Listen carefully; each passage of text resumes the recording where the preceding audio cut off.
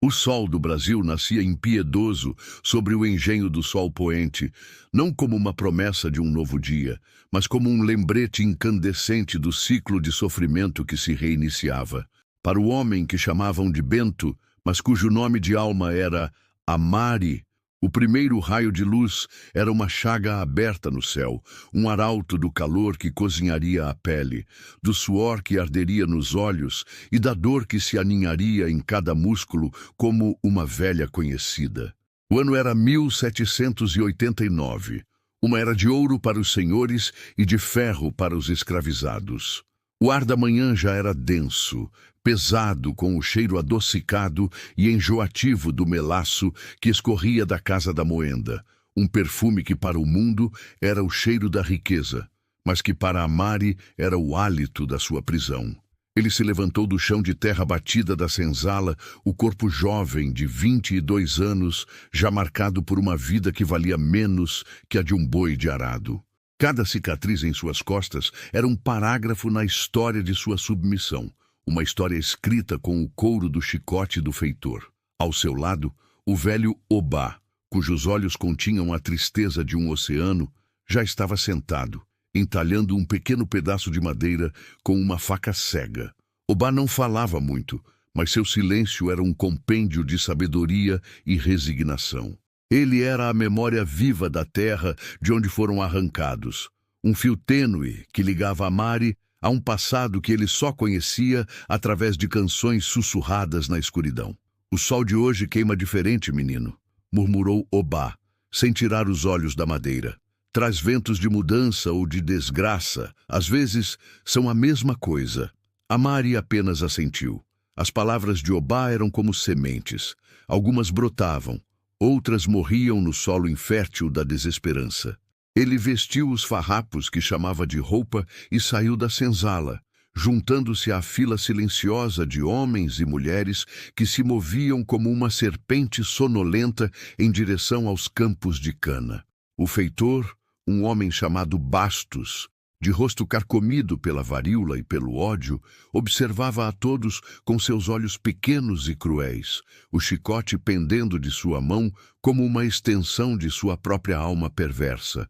Bastos não via pessoas, via ferramentas, algumas mais eficientes, outras quebradas. Para ele, Amari era uma ferramenta forte, mas com um brilho perigoso nos olhos, um brilho de inteligência, de desafio contido, que Bastos se deliciava em tentar apagar. A rotina era um martelo que esmagava a alma. O corte da cana sob o sol a pino, as mãos sangrando nos talos afiados, a sede que rachava os lábios e a fome que roncava no estômago.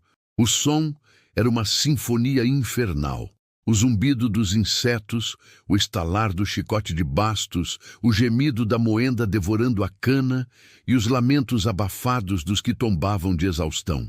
Amari trabalhava com uma fúria controlada, canalizando seu ódio para a lâmina do facão, decepando cada talo de cana como se fosse a cabeça de seus opressores. Em sua mente, ele não estava ali. Estava correndo livre pelas savanas, que Obá descrevia, sentindo o cheiro da terra seca e o toque do vento que não carregava o fedor da escravidão. Ele se lembrava dos fragmentos de sua infância, do rosto de sua mãe sendo levada para outro navio, de seu grito que o assombrava nas noites mais escuras. A liberdade não era um conceito abstrato para Amari. Era uma memória, uma ferida, uma necessidade visceral. Enquanto a vida de Amari era um inferno de terra, suor e sangue, a de Isabela Montenegro, a filha única do coronel Inácio, era uma prisão de seda, marfim e silêncio.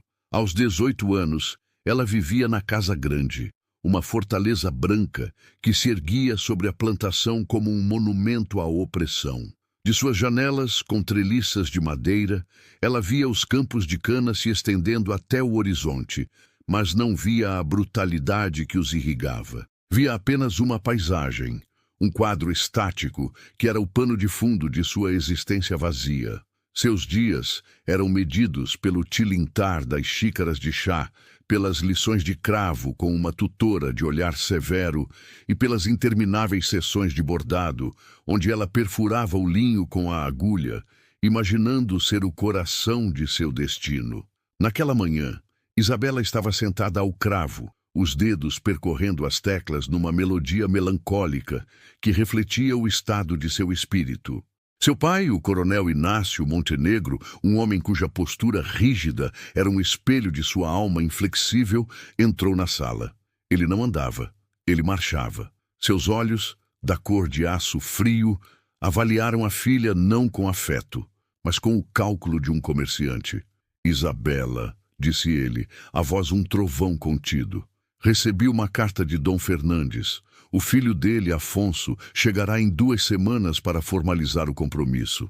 Espero que você se comporte com a decência que seu nome exige. Isabela parou de tocar.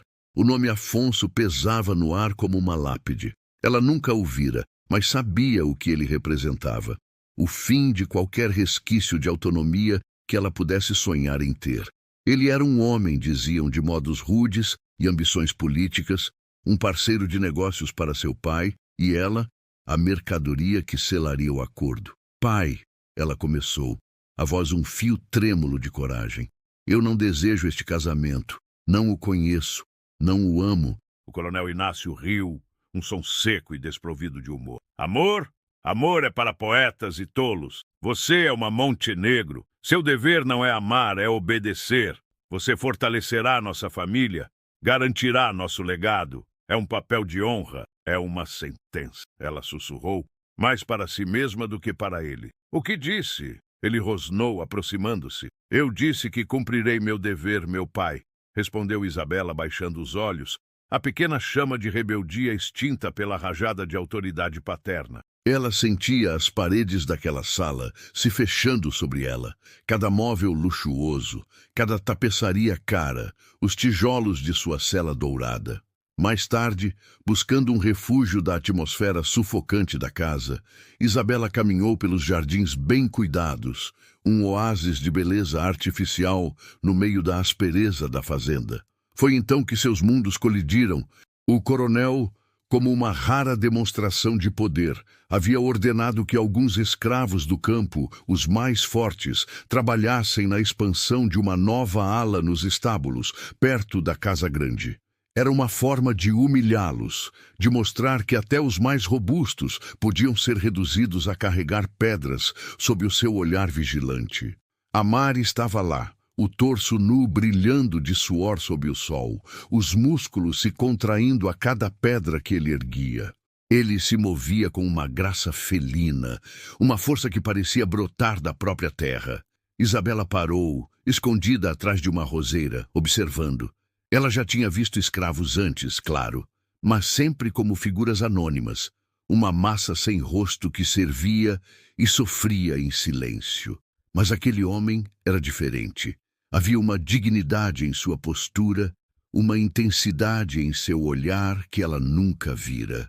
Naquele momento, Bastos, o feitor, aproximou-se de um escravo mais velho que tropeçara, deixando uma pedra cair. O estalar do chicote cortou o ar, seguido por um grito de dor que fez Isabela estremecer. A Mari parou o que estava fazendo, o corpo inteiro tenso. Seus olhos se encontraram com os de Bastos, e por um segundo, um duelo silencioso foi travado. Um duelo de pura vontade contra pura crueldade. A Mari não desviou o olhar. Bastos sorriu, um esgar feio, e chicoteou o velho homem novamente, como se para provar um ponto. A Mari baixou a cabeça e voltou ao trabalho, mas Isabela viu. Ela viu a fúria contida, o ódio impotente, a humanidade que se recusava a ser esmagada. E então ele ergueu os olhos novamente, não para o feitor, mas na direção dela. Seus olhares se cruzaram através da distância. Não foi um olhar de desejo, nem de subserviência. Foi algo mais profundo, mais perigoso. Foi um olhar de reconhecimento. Ele a viu, não a Sinhá, a filha do mestre, mas a prisioneira na gaiola de ouro. E ela o viu, não o escravo, a propriedade, mas o homem acorrentado cuja alma gritava pela mesma coisa que a sua: liberdade. Aquele momento que durou apenas alguns segundos mudou tudo. Foi uma rachadura na estrutura de seus mundos, uma faísca em um barril de pólvora. Nos dias que se seguiram, Isabela encontrava desculpas para caminhar pelos jardins. Ela levava um livro, fingindo ler, mas seus olhos procuravam por ele. E a Mari, enquanto trabalhava, estava ciente de sua presença. Era uma dança silenciosa e perigosa. A presença dela era como um gole de água fresca em seu deserto de sofrimento, mas também era um veneno, uma promessa de uma dor ainda maior. Dalia, a mucama pessoal de Isabela, uma jovem de olhos astutos que conhecia a patroa melhor do que ninguém, percebeu a mudança. A Sinhá parece distraída estes dias, comentou ela uma noite, enquanto escovava os longos cabelos de Isabela. O pensamento voa para longe da fazenda. Talvez eu apenas esteja cansada da fazenda, Dália, respondeu Isabela evasiva. Ou talvez o pensamento tenha encontrado um lugar para pousar aqui mesmo, disse Dália, com um tom suave que não escondia a advertência. Dália era sua amiga, na medida em que uma escrava podia ser amiga de sua senhora, mas ela também conhecia as regras brutais daquele mundo. Sabia que um passo em falso de Isabela poderia significar a morte para o homem que a fazia suspirar. A tensão crescia a cada dia, uma corda esticada prestes a arrebentar. A oportunidade para a transgressão veio de forma inesperada. Uma tarde, uma tempestade tropical desabou sobre o engenho, uma cortina de água que transformou o mundo em um borrão cinzento. Isabela, sentindo-se mais aprisionada do que nunca, correu para fora, para os estábulos, buscando o cheiro de feno molhado e a companhia silenciosa dos cavalos. A Mari, que havia sido designado para consertar uma calha quebrada pelo vento, estava lá, abrigando-se da chuva. Eles estavam sozinhos. O som da tempestade abafava o resto do mundo, criando uma bolha de intimidade impossível. O coração de Isabela batia descontroladamente. O dele também. O cheiro dela de jasmim e chuva era inebriante. Para ela, o cheiro dele de terra, suor e força era a coisa mais real que já sentira. Você não deveria estar aqui, disse a Mari, a voz rouca, sem olhá-la diretamente. Era a primeira vez que falavam. Nem você, respondeu ela, a voz um sussurro. Ele finalmente se virou para encará-la. A pouca luz que entrava no estábulo esculpia seu rosto, revelando a dor e o orgulho gravados em suas feições. Meu mundo e o seu não devem se tocar, Sinhá. É como misturar fogo e palha seca. Talvez eu esteja cansada de viver em um mundo que não queima, disse ela, dando um passo em sua direção. A ousadia de suas próprias palavras a chocou. Foi um ato de loucura, um desafio a Deus e aos homens. Ele não se moveu. Apenas a observou se aproximar, os olhos dela suplicando por algo que ele mal se atrevia a nomear. Ela estendeu a mão, lentamente, e tocou o braço dele. A pele dele era quente, firme. Um choque elétrico percorreu os dois. Naquele toque, as barreiras de raça, classe e poder se dissolveram, deixando apenas um homem e uma mulher, duas almas cativas se reconhecendo na escuridão. Ele não recuou. Em vez disso, sua mão subiu e cobriu a dela, os dedos calejados envolvendo os dela, delicados. Era um abismo que se abria sob seus pés, um caminho sem volta. Uma escolha entre a morte lenta da conformidade e a morte rápida da rebelião. Para a Mari, era arriscar o chicote e o tronco a marca de ferro em seu rosto. Para Isabela, era arriscar o convento, o exílio, a desonra total. Mas naquele momento, no santuário do estábulo, ao som da chuva que lavava o mundo, o risco parecia insignificante comparado à promessa daquele toque, a verdade que viram nos olhos um do outro. Eles estavam irremediavelmente conectados, unidos por um desejo que era tanto de carne quanto de liberdade. O conflito principal de suas vidas estava estabelecido, não por palavras, mas por um ato silencioso de transgressão que selou seus destinos. Se essa sensação é familiar para você, se você já se sentiu preso entre uma vida que não aguenta mais e um futuro aterrorizante, mas necessário, deixe seu like para mostrar que estamos juntos nesta jornada. Eles não sabiam o que o futuro lhes reservava, apenas que, a partir daquele instante, eles não o enfrentariam mais sozinhos. O amor proibido deles não era mais apenas uma faísca, era uma chama que, para o bem ou para o mal, consumiria tudo ao seu redor. A chuva que selara o primeiro toque entre eles se fora, mas a tempestade agora morava dentro de seus corpos. Para Amari, cada nascer do sol era um dilema excruciante. O calor do astro-rei na pele não era mais apenas o prenúncio da labuta, mas um eco febril do calor da mão de Isabela sobre a sua. Ele trabalhava com uma precisão mecânica, o facão subindo e descendo, cortando a cana, mas sua mente estava a quilômetros de distância, trancada no estábulo, revivendo aqueles segundos que haviam redefinido a própria natureza de sua existência. O toque dela não fora o de uma sinhá curiosa ou piedosa, fora o toque de uma igual, uma prisioneira reconhecendo o outro. E essa revelação era mais perigosa que qualquer chicote, pois acendia uma esperança que ele passara a vida inteira aprendendo a apagar. A esperança era um veneno doce. Ela o fazia levantar a cabeça, o que era o primeiro passo para tê-la decepada. Na senzala, o velho Obá o observava com seus olhos, que pareciam conter a poeira de séculos. Ele via a distração em Amari, a maneira como seus olhos se desviavam constantemente para a casa grande, uma mariposa atraída pela chama que a consumiria.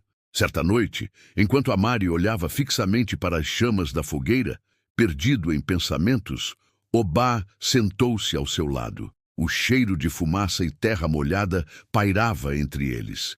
A caça que olha demais para o céu não vê a armadilha no chão, disse Obá, a voz baixa como o zumbido de um besouro. Amari se sobressaltou, arrancado de seu devaneio. Não sei do que fala, velho.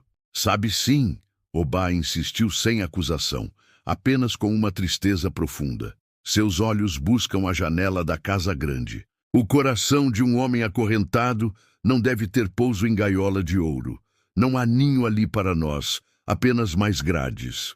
Ele pegou um graveto e desenhou um pássaro no chão de terra.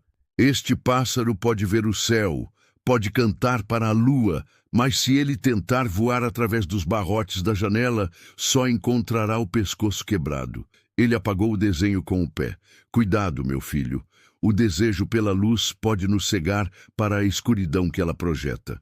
As palavras de Obá eram como pedras atiradas em um poço, e as ondulações se espalharam pela alma de Amari. Ele sabia que o velho estava certo. O medo era um companheiro constante, um suor frio que lhe escorria pela espinha, mesmo sob o sol mais escaldante. Bastos, o feitor, parecia farejar a mudança nele. Seus olhos pequenos e malignos se demoravam em Amari por mais tempo durante o trabalho. O chicote estalando no ar com uma frequência ameaçadora perto dele, como um aviso, um lembrete constante de seu lugar naquele inferno. Amari tentou se afastar, tentou reconstruir os muros dentro de si, mas era tarde demais. A imagem de Isabela, a sensação de sua pele, a coragem em seus olhos, aquilo já era parte dele. Arrancá-la seria como arrancar um órgão vital. Enquanto isso, na casa grande, Isabela vivia um tormento de cetim e porcelana. O mundo que antes era apenas monótono e sufocante, agora se tornara insuportável. Cada lição de cravo era uma tortura. Cada ponto no bordado, uma metáfora de sua própria imobilidade. Ela se sentia como um fantasma em sua própria vida, flutuando pelos corredores suntuosos, mas seu espírito estava lá fora, no calor, na terra, perto dele. A chegada iminente de Afonso, seu prometido, era uma sentença de morte se aproximando a cada dia. As cartas dele chegavam, cheias de formalidades frias e planos para o futuro deles, um futuro onde ela era apenas um adorno, um ventre para carregar o herdeiro de seu nome. Dalia, Sua mucama observava tudo com uma apreensão crescente. Ela via a palidez de Isabela, a comida intocada no prato, os longos suspiros à janela. Uma noite, enquanto preparava o banho de Isabela, a água quente liberando o perfume de ervas no ar, ela decidiu quebrar o silêncio. A Sinhá vai adoecer se continuar assim, disse Dália, a voz suave, mas firme. O coração parece pesado como as pedras que os homens carregam lá fora. Isabela se virou da janela, os olhos cheios de uma angústia que ela não podia mais esconder. Como pode um coração não pesar, Dália, quando ele não é seu para comandar? O coração sempre é nosso, Sinhá. O que os outros comandam é o corpo, Dália respondeu, com uma sabedoria forjada na dor. Mas é preciso ter cuidado para que a rebeldia do coração não leve o corpo para o tronco. A advertência era clara, um ato de amor e de medo. Dália amava Isabela, mas temia ainda mais pelo homem cujo nome não era pronunciado. Ela sabia que a transgressão de uma sinhá era paga com o sangue de um escravo. Eu não consigo simplesmente aceitar, sussurrou Isabela, as lágrimas finalmente brotando. Viver assim não é viver, é esperar a morte em um quarto bonito. Dália se aproximou e, num gesto de ousadia e compaixão, segurou a mão de sua senhora. Então a sinhá precisa ser mais esperta que eles. A raposa não enfrenta o lobo de frente. Ela usa a astúcia, mas precisa saber que o caminho que seu coração parece querer trilhar, ele não termina em jardins floridos. Ele termina em sangue e fogo. A conversa com Dália solidificou algo em Isabela. O medo ainda estava lá, um nó gelado em seu estômago, mas ele agora estava entrelaçado com uma nova e feroz determinação. Ela não podia mais ser uma espectadora passiva de seu próprio destino. Se seu mundo era uma prisão, ela encontraria uma maneira de cavar um túnel para fora dele, mesmo que fosse com as próprias unhas. Ela precisava vê-lo de novo. A necessidade era física, uma sede que nenhuma água fresca podia saciar. Usando a desculpa de que precisava de ervas frescas do jardim para um chá que aliviaria suas dores de cabeça, ela conseguiu permissão para caminhar sozinha. Seu coração martelava contra as costelas, cada passo um risco calculado. Ela o encontrou perto do riacho que margeava a plantação, onde os escravos eram autorizados a se lavar brevemente após o dia de trabalho. A maioria já havia retornado para a senzala. Ele estava sozinho, a água escorrendo por seu peito e costas, as cicatrizes visíveis sob a luz do crepúsculo. A cena era de uma beleza brutal e sagrada. Ele a sentiu antes de vê-la, como um animal sente a aproximação de outro. Ele se virou, o corpo instantaneamente tenso, pronto para o perigo. Quando viu que era ela, a tensão se transformou em algo mais complexo, uma mistura de alívio e pavor. Sinhá, pelo amor de todos os deuses, o que faz aqui? Se for vista, ele começou, a voz um rosnado baixo pegando seus trapos para se cobrir. Eu não me importo, disse ela, aproximando-se, ignorando a lama que sujava a barra de seu vestido caro. Eu precisava saber seu nome. Ele franziu a testa confuso. Me chamam de Bento. Não o nome que lhe deram. Ela insistiu, os olhos fixos nos dele. O seu nome, o nome que sua mãe lhe deu. A pergunta o atingiu como um soco. Ninguém nunca havia perguntado aquilo. Seu nome de batismo era uma relíquia de um mundo perdido, uma palavra sagrada que ele guardava no âmago de sua alma. Dizê-lo em voz alta para ela seria entregar-lhe a chave de seu ser mais íntimo. Ele hesitou, o conflito estampado em seu rosto. Mas então ele olhou para ela, para a sinceridade desesperada em seus olhos, e viu que ela não estava perguntando por capricho. Ela estava perguntando porque precisava saber quem ele era, o homem, não o escravo. Amari, ele disse, a palavra soando estranha e poderosa em seus lábios depois de tanto tempo de silêncio. Meu nome é Amari. Amari, ela repetiu saboreando o som. Eu sou Isabela. Naquele momento, ao trocarem seus verdadeiros nomes, eles se batizaram em um novo mundo, um mundo que pertencia apenas a eles. Ele não era mais Bento, a propriedade.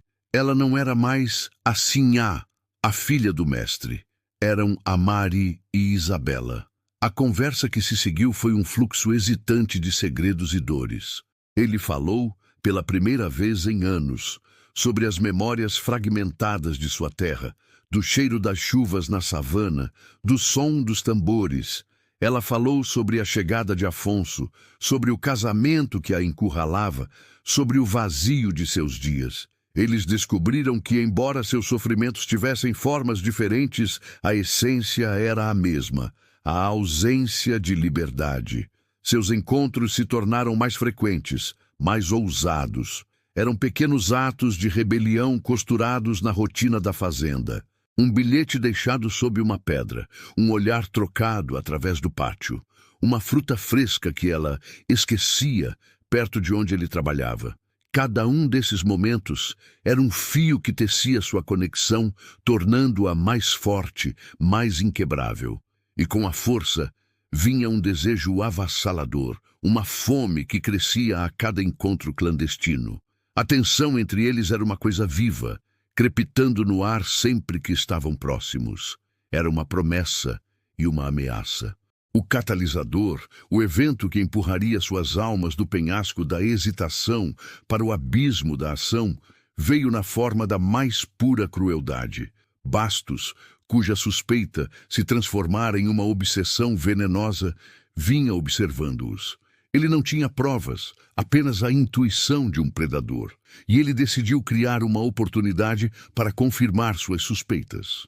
Numa tarde particularmente quente, quando o ar parecia tremer, Bastos acusou um jovem escravo, um rapaz de talvez 15 anos chamado Kael, de roubar um pedaço de cana para saciar a sede. Era uma acusação falsa, todos sabiam, mas a verdade não importava. Kael foi amarrado ao tronco no centro do pátio, à vista de todos, inclusive da Casa Grande. O coronel Inácio estava na varanda, observando com uma indiferença calculada, uma lição de poder para quem quer que ousasse desafiá-lo. E Isabela assistia de sua janela, as mãos pressionadas contra o vidro, o coração gelado de horror. Ela viu quando Bastos se aproximou de Amari. "Você!" rosnou o feitor, empurrando o chicote nas mãos de Amari. "Mostre a este ladrãozinho o preço da desobediência.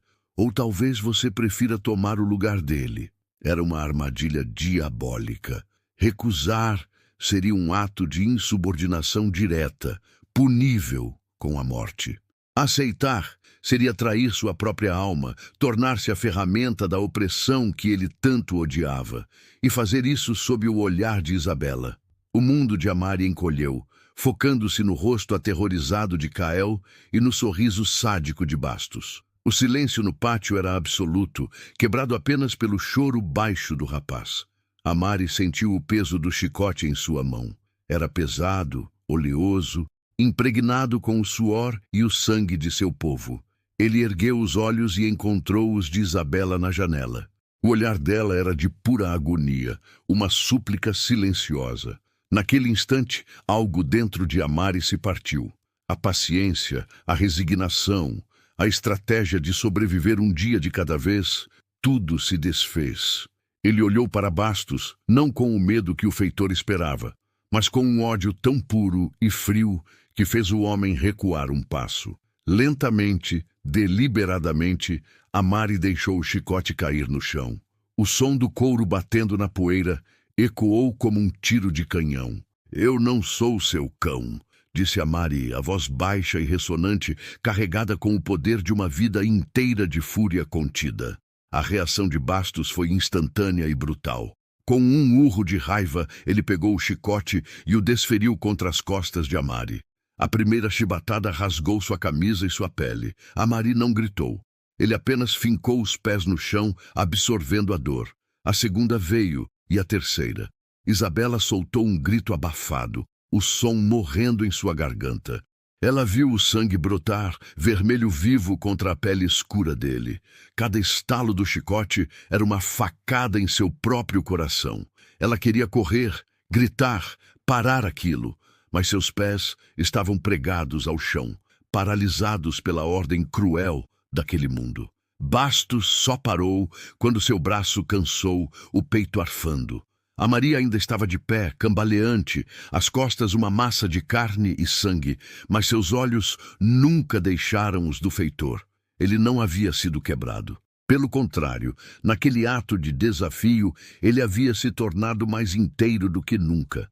Aquela noite foi o ponto de não retorno.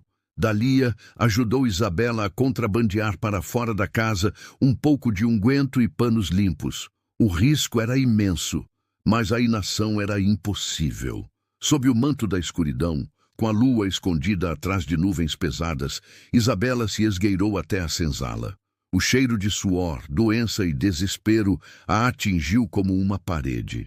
Ela encontrou Amari deitado de bruços, no chão de terra, Obá ao seu lado, aplicando folhas mastigadas em seus ferimentos. Quando Obá a viu, não houve surpresa em seus olhos, apenas uma resignação cansada.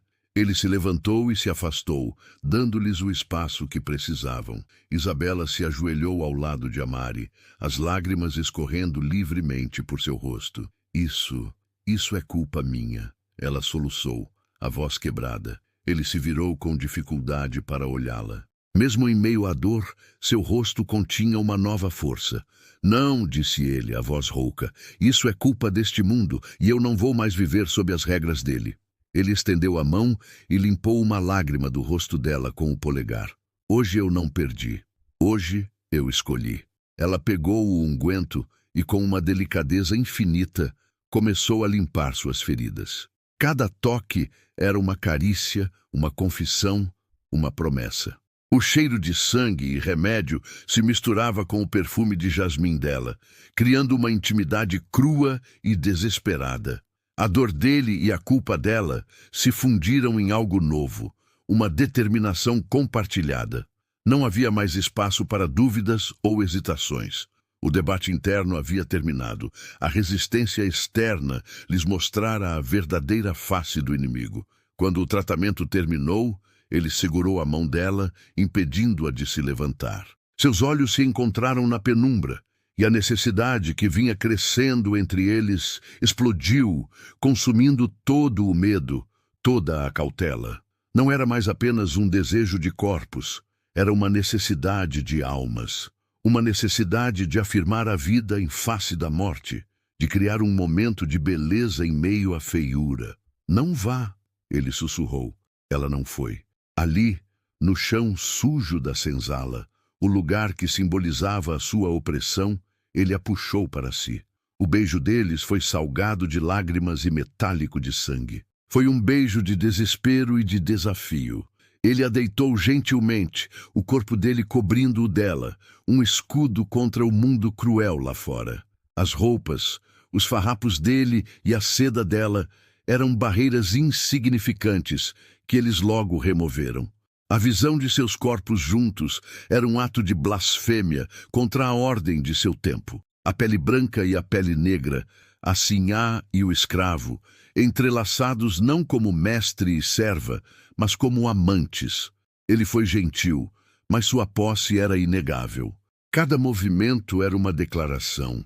Quando ele a penetrou, o mundo exterior desapareceu. Havia apenas o som de suas respirações, o ritmo de seus corpos, a pulsação profunda que os unia. Para Isabela, era a primeira vez que sentia seu corpo como seu, uma fonte de prazer e poder, não uma mercadoria a ser negociada. Para Amari, era a recuperação de sua masculinidade, de sua humanidade, um ato de amor que era também o mais supremo ato de rebelião. Naquele momento, naquela união pulsante e proibida, eles não eram apenas fugitivos de um sistema. Eles eram os fundadores de um novo mundo, um reino de dois, nascido do sofrimento e consagrado no desejo. Quando o amanhecer ameaçou chegar, trazendo consigo a realidade brutal, eles sabiam que nada mais seria como antes. Eles haviam cruzado a fronteira final. O amor deles não era mais um segredo a ser guardado, era uma arma a ser empunhada. Afonso chega em uma semana, ela sussurrou contra o peito dele, a realidade fria se insinuando. Amari a abraçou com mais força. Ele olhou para o teto de palha da senzala. Mas o que ele via era a floresta, as montanhas, a liberdade. As histórias que Obá contava sobre os quilombos, as comunidades de fugitivos escondidas nas profundezas da mata, nunca pareceram tão reais, tão tangíveis. Então não estaremos mais aqui, disse ele, a decisão finalizada, a voz firme como uma rocha. Eles podem ser donos desta terra, mas não são donos do nosso amanhã. O medo era uma serpente se enrolando em seus corações, mas pela primeira vez a esperança era maior. Eles se olharam, e a mesma promessa silenciosa passou entre eles. Eles iriam fugir, juntos. Não importava o custo, não importava o perigo. A decisão estava tomada, selada com sangue, suor e um amor que se recusava a ser acorrentado. Eles iriam lutar não apenas para sobreviver, mas para viver. E sua fuga não seria apenas uma fuga, seria uma declaração de guerra. A semana que se seguiu à noite na senzala foi uma tortura silenciosa, uma calmaria tensa antes da inevitável tempestade. O plano, nascido no desespero e selado na carne, agora precisava se tornar realidade, e a realidade era um labirinto de perigos mortais. Para Amari, a dor física de suas costas era um lembrete constante do que estava em jogo, mas era superada pela agonia da espera. Cada dia que amanhecia com ele, ainda no engenho do sol poente, era um dia em que o laço de Afonso se apertava em torno do pescoço de Isabela, e em que o chicote de bastos pairava mais perto de sua alma. A decisão de fugir era a parte fácil. A execução seria o inferno. Seu primeiro passo foi procurar Obá. Ele o encontrou ao anoitecer, atrás da senzala, onde o velho costumava sentar-se e olhar para as montanhas distantes, como se pudesse ver através delas a terra que lhe fora roubada. O ar estava fresco, carregado com o cheiro de terra úmida e o zumbido dos grilos. Amari sentou-se ao lado dele, o silêncio se estendendo entre eles por longos minutos. Não era um silêncio vazio, mas um espaço para que a coragem se acumulasse. O pássaro que desenhou no chão, começou Amari, a voz baixa. Ele vai tentar voar através dos barrotes. Obá não se virou. Seus olhos permaneceram fixos no horizonte púrpura. Muitos tentaram. O céu está cheio de seus espíritos. A terra está cheia de seus ossos. Eu não vou me tornar osso debaixo desta terra, disse Amari. A determinação em sua voz era dura como pedra. Prefiro ser espírito livre no céu a ser gado nesta fazenda. Preciso da sua ajuda, velho. Você conhece a mata. Você conhece os caminhos que não estão nos mapas dos brancos. Finalmente Obá se virou e o encarou. Seus olhos, que continham a sabedoria de uma vida de perdas, examinaram o rosto de Amari, buscando rachaduras em sua resolução, mas encontraram apenas aço. Obá suspirou, um som que parecia carregar o peso de todos os ancestrais. A liberdade tem um preço que se paga com cada passo, com cada respiração. O caminho para o quilombo não é um caminho, é uma guerra contra a própria natureza. É pântano que engole homens, é onça que caça no escuro, é cobra que dorme sob as folhas. E pior que tudo isso, são os homens brancos que caçam por esporte, o capitão do mato. Eu sei dos riscos. Amari insistiu, mas o risco de ficar é maior. É a morte da alma, um dia de cada vez. Ele se inclinou para mais perto, a urgência tornando sua voz um sussurro feroz. E eu não vou sozinho.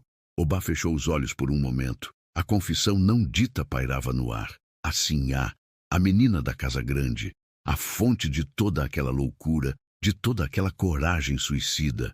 Você está misturando seu destino com o dela. Fogo e pólvora. A explosão destruirá tudo ao redor. Ou nos libertará, contrapôs Amari.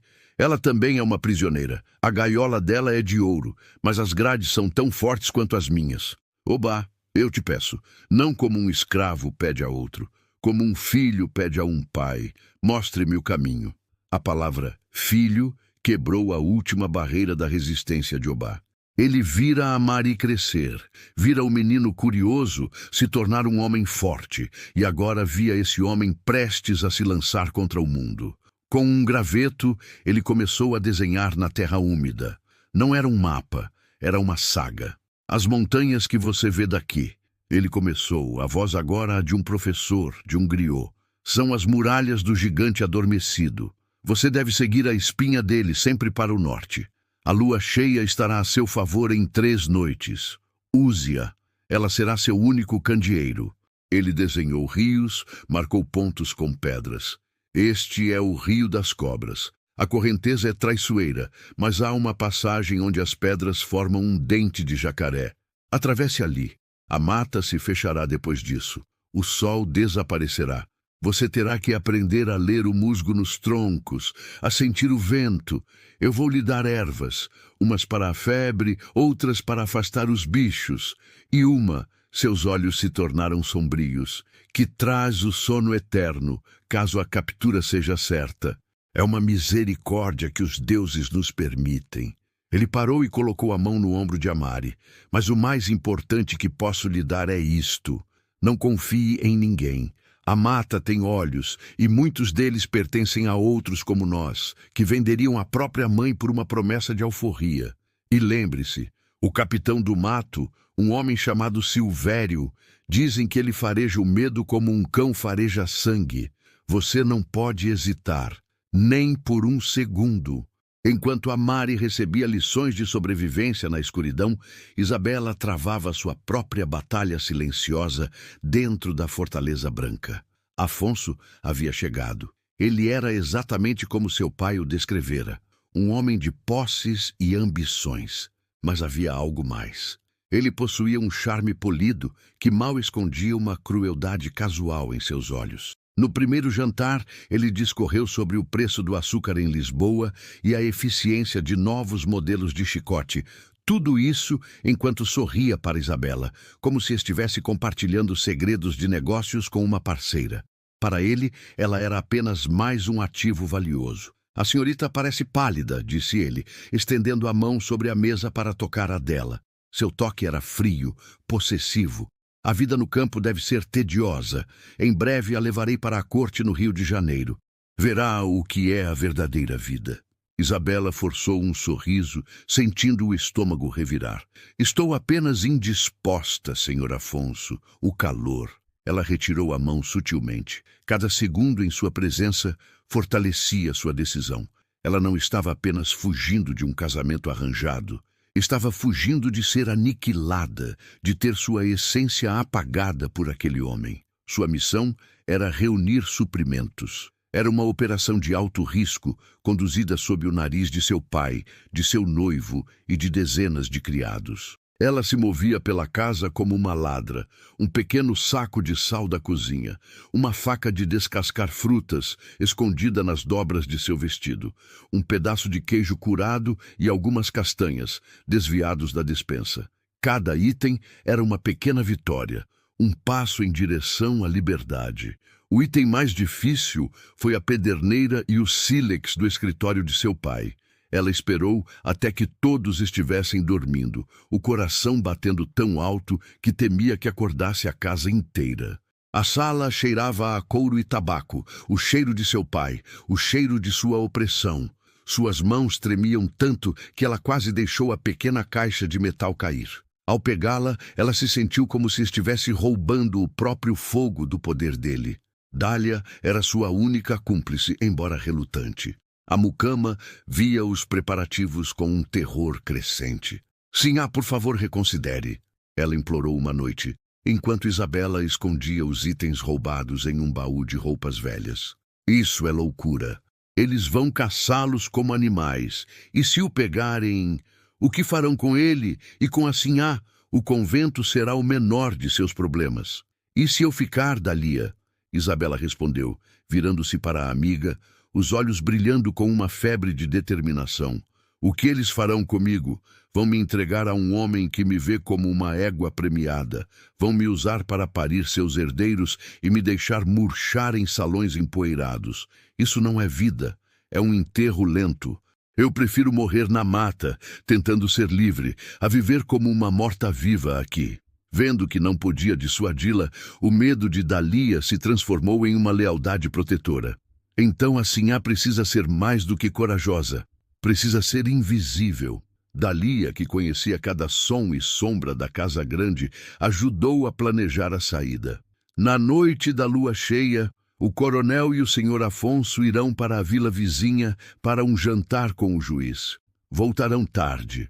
A maioria dos criados estará na cozinha dos fundos. A janela do seu quarto, que dá para o jardim dos fundos, é a melhor saída. Eu deixarei a tranca frouxa. Ela segurou as mãos de Isabela, as suas calejadas e as dela macias, unidas em uma conspiração perigosa. Vá com os deuses, Sinhá, e que eles tenham mais piedade de vocês do que os homens. A noite da fuga chegou, carregada de uma eletricidade palpável.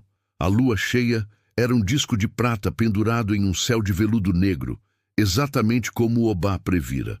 Amari sentia cada nervo de seu corpo vibrar. Ele passara o dia trabalhando como um autômato, a mente focada apenas no que viria.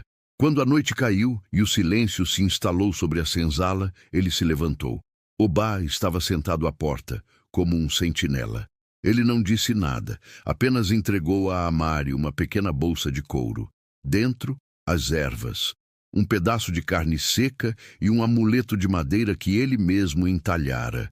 A figura de Exu, o orixá das encruzilhadas, o abridor de caminhos. Que ele confunda seus perseguidores e clareie sua jornada, murmurou Obá. Ele abraçou Amari, um abraço forte de pai para filho. Agora vá, e não olhe para trás. Olhar para trás é convidar a saudade, e a saudade é uma âncora. Amari se moveu como uma sombra, contornando a senzala, seus pés descalços mal tocando o chão. Ele se escondeu perto dos estábulos, o ponto de encontro combinado, o coração martelando um ritmo frenético contra suas costelas. O cheiro de feno e cavalos era o mesmo da primeira vez que se tocaram. Ele esperou, cada segundo se esticando em uma eternidade. A dúvida começou a corroê-lo. E se ela não viesse? E se tivesse sido descoberta? Então ele a viu, uma figura pálida deslizando pelo jardim, movendo-se da sombra de uma árvore para outra. Ela usava um vestido escuro e simples, o cabelo preso. Quando ela o alcançou, estava sem fôlego, os olhos arregalados de medo e excitação. Ela carregava uma pequena trouxa. Sem uma palavra, ele pegou a mão dela. A mão dela estava gelada, a dele quente. Naquele toque eles se tornaram um só ser, uma só vontade. Eles correram para além dos limites da fazenda, para a escuridão da mata que se erguia como uma muralha negra à sua frente. O som de seus próprios pés, esmagando folhas secas, parecia um trovão. O ar dentro da floresta era diferente, mais frio, denso, com o cheiro de decomposição e vida selvagem. Para Isabela, era aterrorizante. Cada sombra parecia um monstro, cada pio de coruja, um presságio. Seu vestido se prendia nos galhos, sua respiração vinha em arfadas dolorosas. Mas a mão de Amari na sua era uma âncora, uma promessa. Ele se movia com uma certeza instintiva, guiado pelas lições de Obá e por um desejo de liberdade que era mais forte que o medo. Ao amanhecer, eles estavam a quilômetros de distância, exaustos, sujos, mas livres. Pela primeira vez em sua vida, Isabela viu o sol nascer, não através de uma janela, mas através do dossel de árvores gigantescas, pintando o chão da floresta com manchas de ouro. Ela olhou para Amari. O rosto dele estava arranhado, as roupas rasgadas, mas havia uma luz em seus olhos que ela nunca vira antes. A luz de um homem que era dono de si mesmo.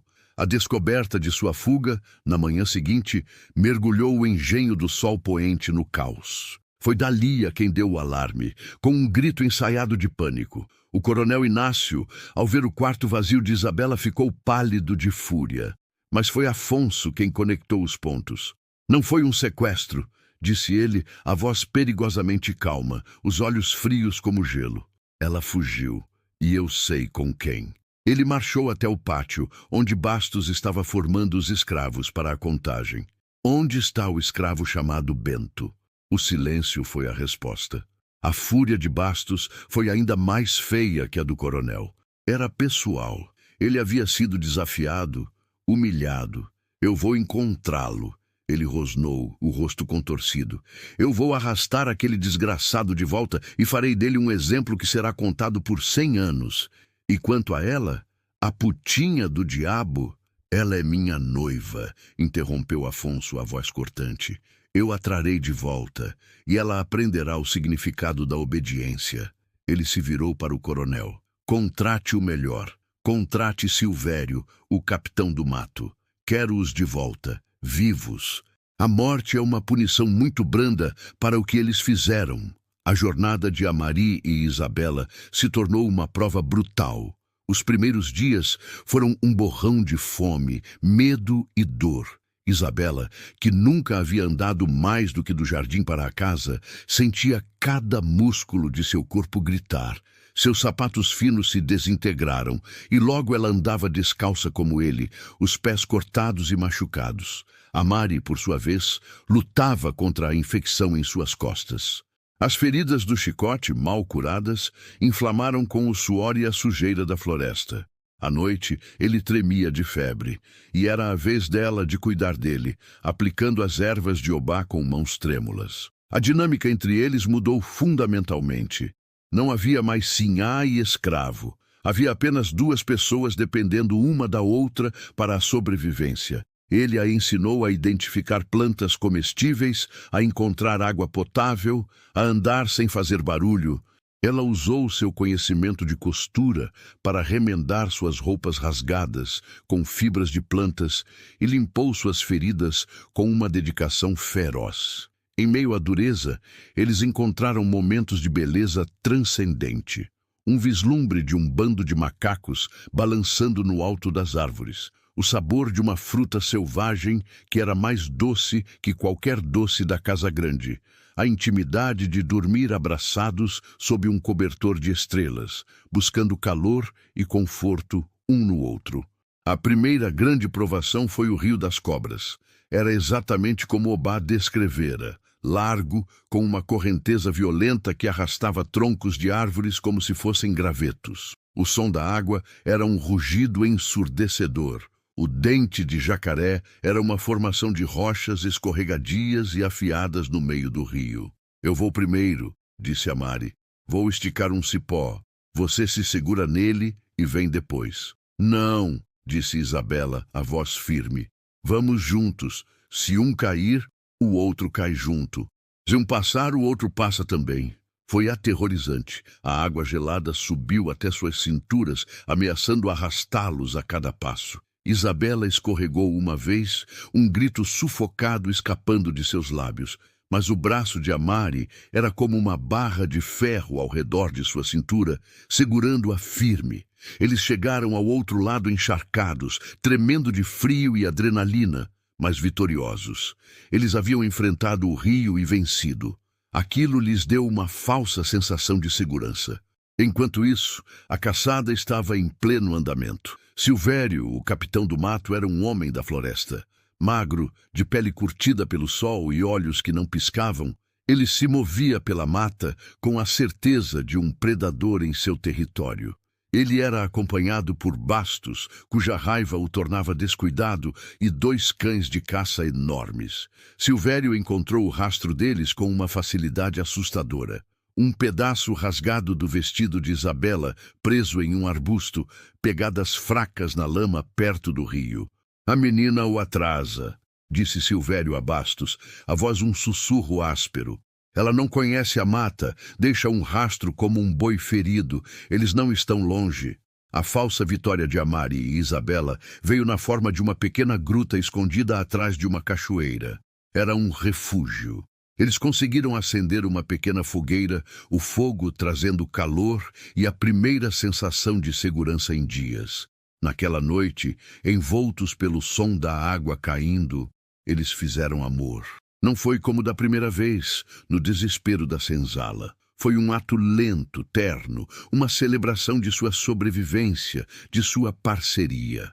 Eles se sentiam invencíveis, como se tivessem deixado o mundo de seus opressores para trás para sempre. Quando chegarmos ao quilombo, sussurrou Isabela, traçando as cicatrizes nas costas dele com a ponta dos dedos. Construiremos uma casa só nossa. Ninguém mais nos dará ordens. A Mária beijou, o coração cheio de uma esperança que era quase dolorosa. Nossos filhos nascerão livres, disse ele. Eles nunca saberão o que é o som de um chicote. A realidade os atingiu na manhã seguinte. O latido de cães. Distante, mas inconfundível. O som gelou o sangue em suas veias. Eles apagaram o fogo freneticamente, pegaram suas poucas coisas e correram.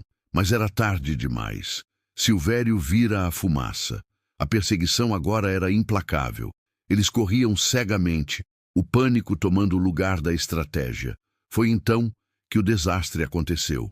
Correndo por um terreno pantanoso, Isabela pisou em falso e seu tornozelo torceu com um estalo doentio. Ela caiu com um grito de dor. Este foi o começo da noite escura de suas almas. A Mária carregou, a dor em suas próprias costas era uma agonia, mas ele continuou movido pela adrenalina. Encontraram abrigo temporário em um emaranhado de raízes de uma árvore caída. A chuva começou a cair, uma chuva fria e incessante que encharcava tudo e tornava o mundo cinzento e miserável. O tornozelo de Isabela inchou até o dobro do tamanho. A febre de Amari voltou com força total, trazendo calafrios e delírios. Eles estavam presos, feridos, doentes e com os caçadores se aproximando.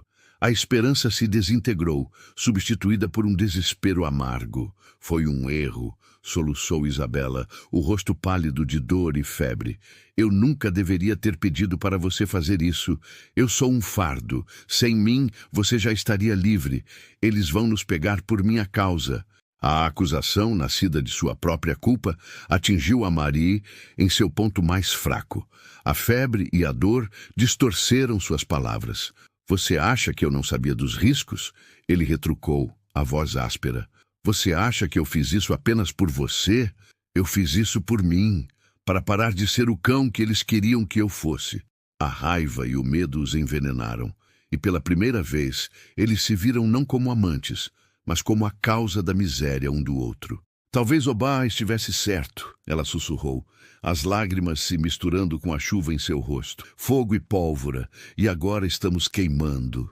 O silêncio que se seguiu foi pior do que os gritos.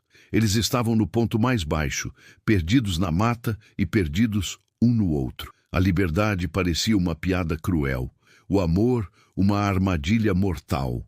Amari se afastou dela, sentando-se sob a chuva, deixando a água fria lavar o suor febril e as palavras amargas. Ele olhou para suas mãos, as mãos que deveriam salvá-los, e sentiu-se completamente impotente. Ele pensou na erva do sono eterno que Obá lhe dera, a misericórdia final. Seria aquele o fim do caminho? Enquanto ele se afundava na escuridão, algo brilhou no chão da floresta. Uma pequena flor roxa quase enterrada na lama.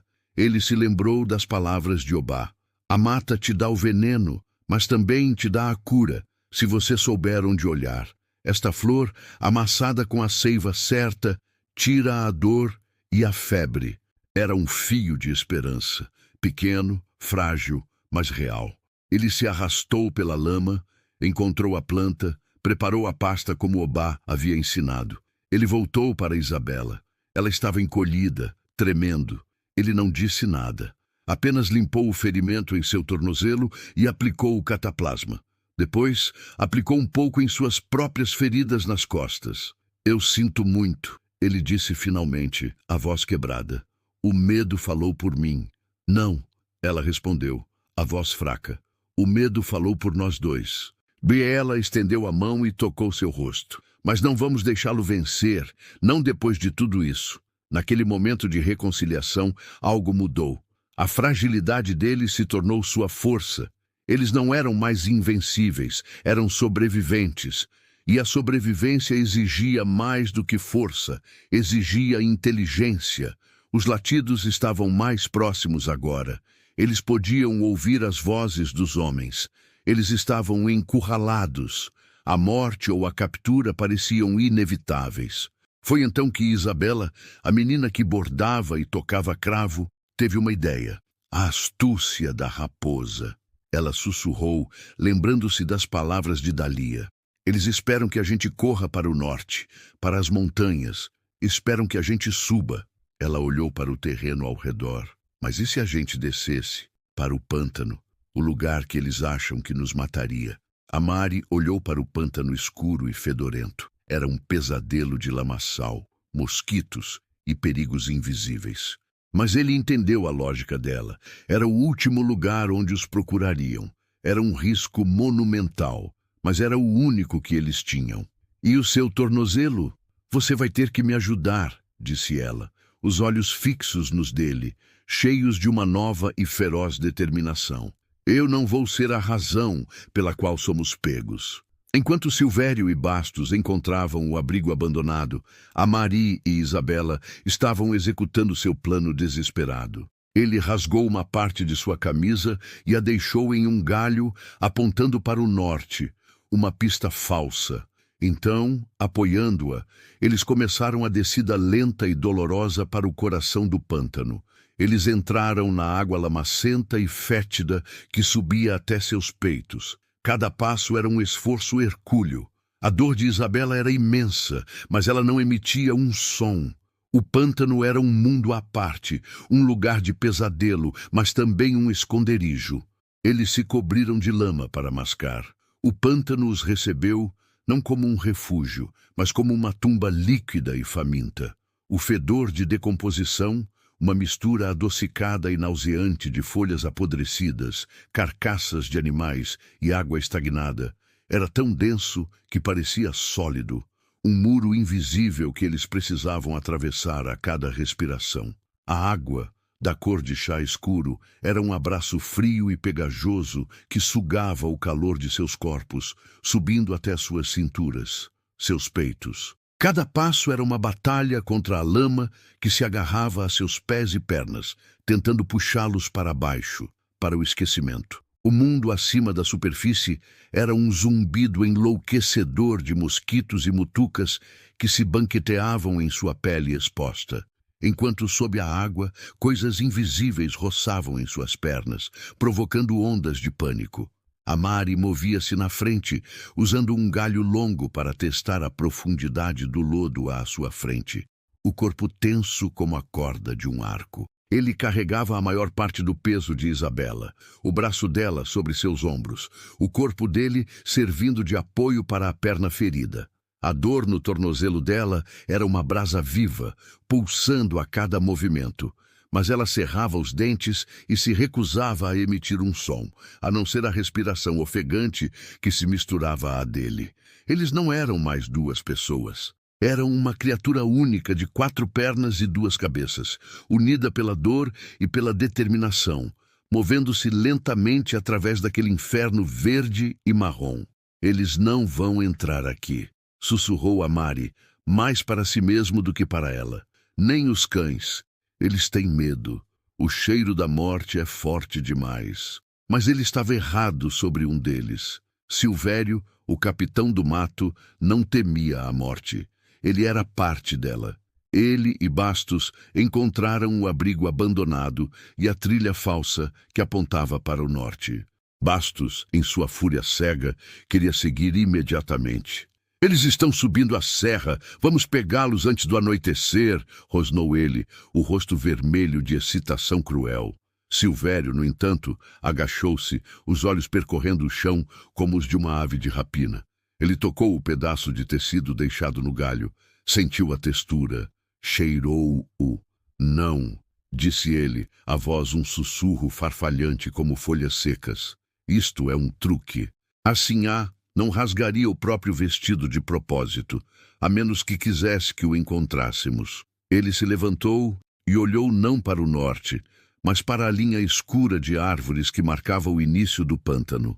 Um sorriso fino, quase imperceptível, curvou seus lábios. A raposa acuada não corre para o campo aberto. Ela corre para a toca mais escura que consegue encontrar.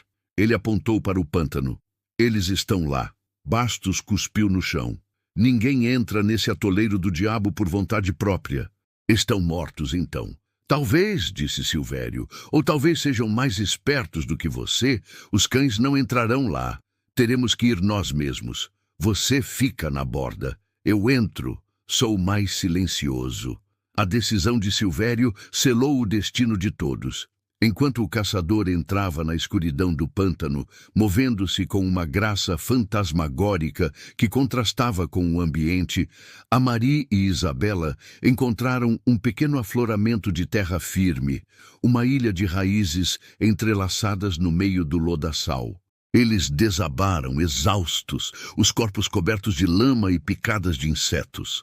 A febre de Amari ardia, e o tornozelo de Isabela era uma massa roxa e inchada. O desespero que eles haviam mantido à distância começou a se infiltrar novamente. Não vamos conseguir, sussurrou Isabela, a voz trêmula. Este lugar vai nos matar antes que eles o façam. Amari, com os olhos vidrados pela febre, olhou para ela. Ele viu o medo em seus olhos, mas viu também a centelha que o fizera arriscar tudo. Ele se arrastou para perto dela.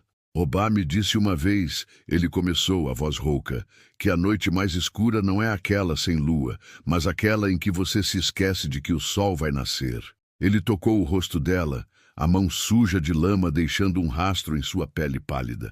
Nosso sol vai nascer, Isabela, mesmo que tenhamos que arrancá-lo do céu com as próprias mãos. Suas palavras, nascidas do delírio da febre, foram como uma brasa no peito dela. Ela se endireitou.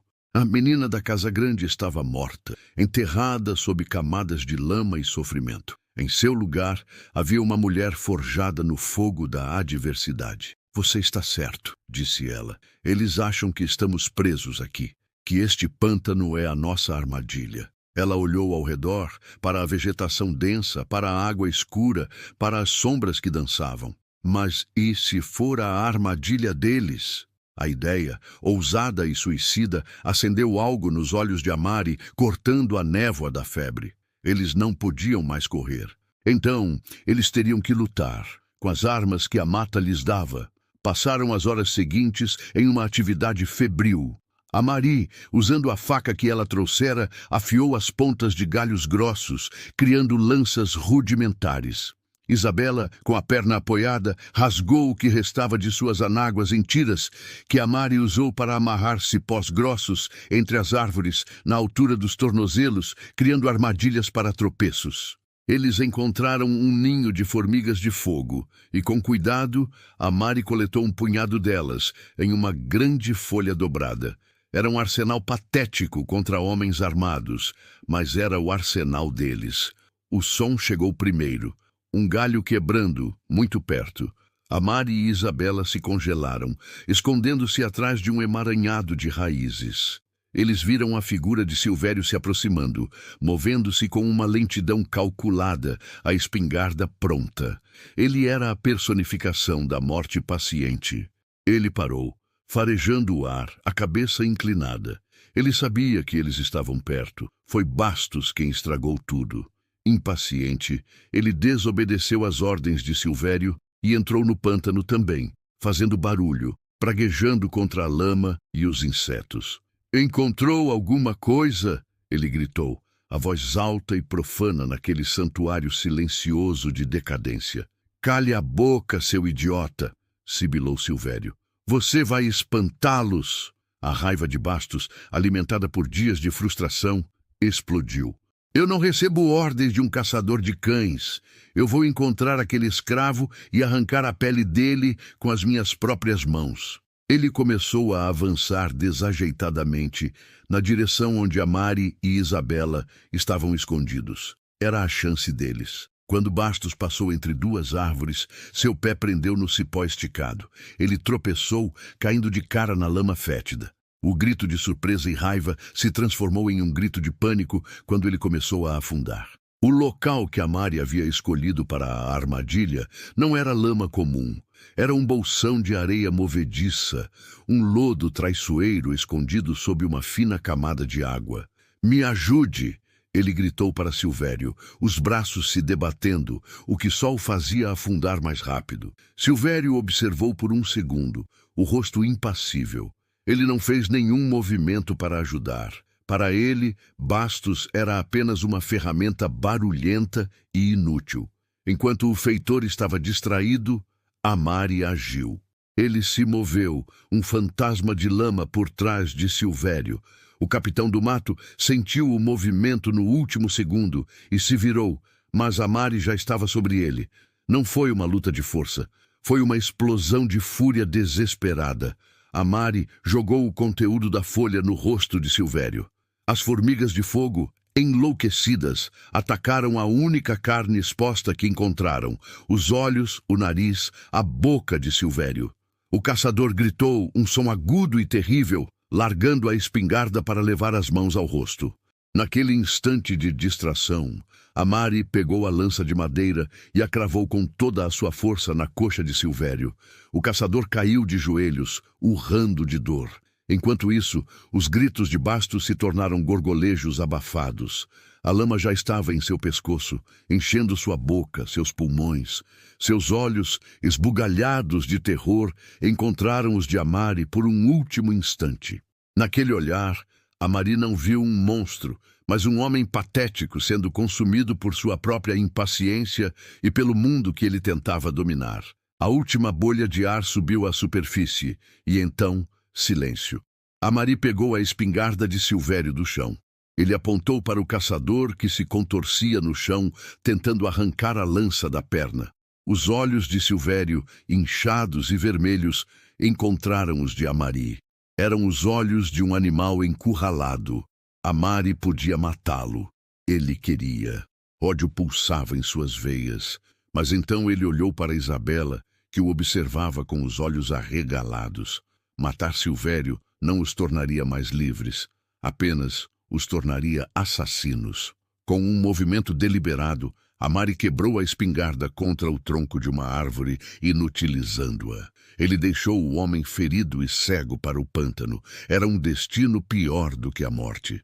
Eles pegaram a bolsa de suprimentos de Silvério, que continha um pouco de comida seca e um cantil de água, e se afastaram, deixando o pântano para trás, um campo de batalha onde haviam enfrentado seus demônios e vencido. A jornada que se seguiu foi diferente. A vitória lhes dera uma nova força. Eles não eram mais fugitivos, eram conquistadores. Com o tornozelo de Isabela enfaixado e usando uma muleta improvisada, eles seguiram para o norte, para as muralhas do gigante adormecido.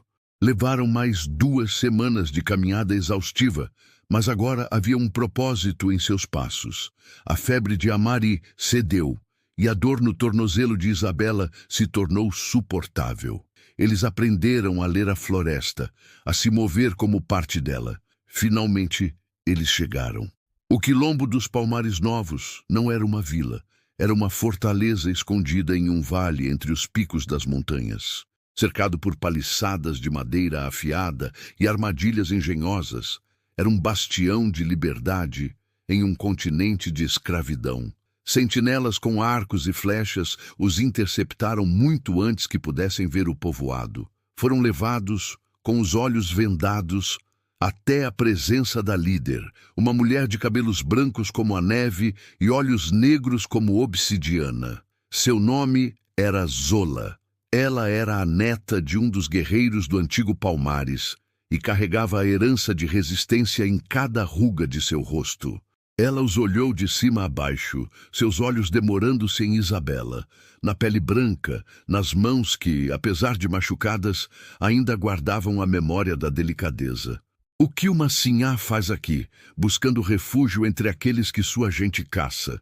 Perguntou Zola, a voz ressoando com autoridade. Antes que Amari pudesse falar, Isabela deu um passo à frente, mancando, mas com a cabeça erguida. A cor da minha pele é a cor da minha antiga prisão, não da minha alma, disse ela, a voz clara e firme. Eu não sou mais Sinhá, meu nome é Isabela, e este é Amari. Não somos mestre e escravo, somos um homem e uma mulher que escolheram a liberdade em vez das correntes. Lutamos para chegar aqui, não pedimos caridade, pedimos um lugar para continuar lutando.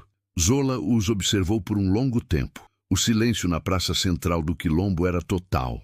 Então ela assentiu lentamente. Palavras são vento. A liberdade se conquista com o suor e o sangue. O trabalho aqui é duro. A comida é dividida. As batalhas são de todos. Mostrem-nos seu valor e terão um lar. Falhem e a mata os receberá de volta. A adaptação foi a prova final. Isabela, que nunca havia segurado nada mais pesado que uma agulha de bordado, aprendeu a cultivar a terra, a moer o milho, a cuidar dos doentes. Seu conhecimento de ervas, aprendido por tédio na casa grande, tornou-se inestimável, e ela ganhou o respeito das outras mulheres, não como uma antiga senhora, mas como uma curandeira. A Mari, com sua força e conhecimento da floresta, tornou-se um dos principais caçadores e guerreiros, ensinando aos mais jovens as armadilhas e truques que aprendera com Obá e na sua própria jornada desesperada. Eles construíram sua casa, uma cabana simples de barro e palha, com as próprias mãos. Ali, eles eram verdadeiramente livres. O amor deles, nascido na escuridão e no perigo, podia finalmente florescer sob o sol. A paixão que os uniu na senzala se transformou em uma intimidade profunda, uma parceria forjada no respeito mútuo. As noites não eram mais para o medo, mas para o amor, para a exploração de seus corpos sem as sombras da opressão, uma celebração pulsante de sua humanidade reconquistada. Mas o mundo exterior não os havia esquecido. Um ano depois, quando a vida no quilombo havia se tornado uma rotina de trabalho e paz, um batedor chegou com notícias terríveis.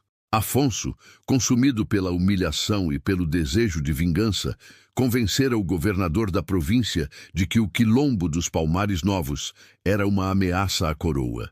Ele estava marchando para lá com uma tropa de 200 soldados, bandeirantes e mercenários. Ele não vinha para capturar, vinha para exterminar. O quilombo se preparou para a guerra. Homens, mulheres, todos eram guerreiros. A Mari estava na linha de frente, o líder de um dos esquadrões de defesa. Isabela, agora grávida de seu primeiro filho, organizou as mulheres para cuidar dos feridos, preparar alimentos e ferver óleo. A batalha foi selvagem.